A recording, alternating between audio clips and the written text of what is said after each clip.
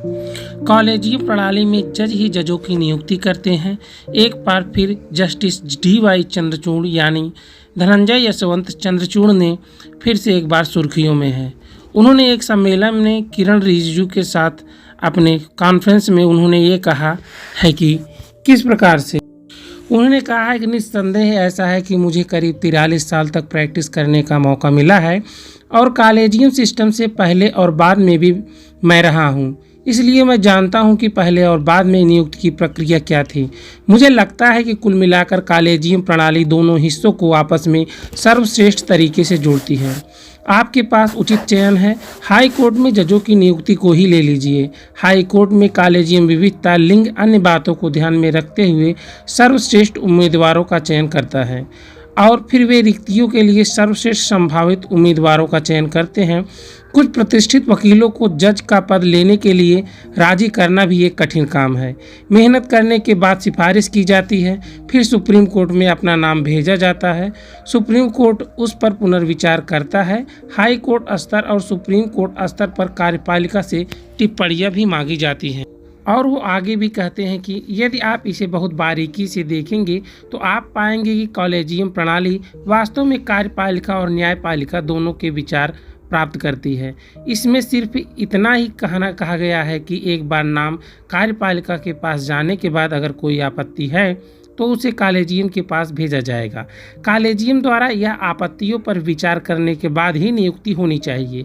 यही एकमात्र बिंदु है जहां न्यायाधीशों का अंतिम शब्द होता है। लेकिन सर्वश्रेष्ठ संभावित उम्मीदवार के चयन के संदर्भ में कार्यपालिका के विचारों को ध्यान में रखते हुए अनुमानित तस्वीर यह है कि हम एकमात्र देश है जहां जजों की नियुक्ति करते हैं। यह कि एक बंद क्लब है, यह पूरी तरह झूठ है, यह कतई सच नहीं है। एग्जीक्यूटिव के लिए यह बहुत जगह है। कार्यपालिका ने आपत्ति जताई है और कई मामलों में भी नाम नहीं आया है। इस प्रकार से सीजेआई चंद्रचूड़ ने आगे भी कहा है कि कुछ मामलों से मैं अब कानून मंत्री किरण रिजिजू से एकदम असहमत हूँ। वे ये कह सकते हैं कि हम उनके साथ कुछ चर्चा में हमारे विचार व मत एक नहीं है। उन्होंने आगे भी कहा कि कॉलेजियम प्रणाली की यह आलोचना उचित नहीं है। संविधान की मूल संरचना में कृत्रिम रूप से आविष्कार किया गया है, लेकिन इसने संविधान को एक से अधिक बार बचाया है।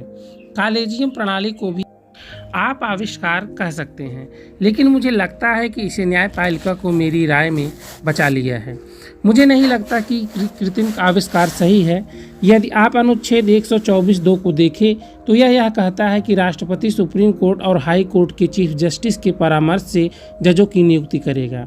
तो अंतिम शब्द राष्ट्रपति के पास है जो कार्यकारी है और सुप्रीम कोर्ट और हाई कोर्ट के साथ परामर्श करता है। यदि आप अपना दिमाग लगाते हैं तो परामर्श का अर्थ क्या है। केरल के हाई कोर्ट आदि में सर्वश्रेष्ठ लोगों की सिफारिश करने के लिए सबसे अच्छा व्यक्ति कौन है। यह वह अदालत है।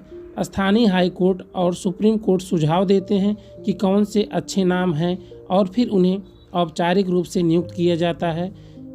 कृत्रिम का कोई सवाल ही पैदा नहीं होता है।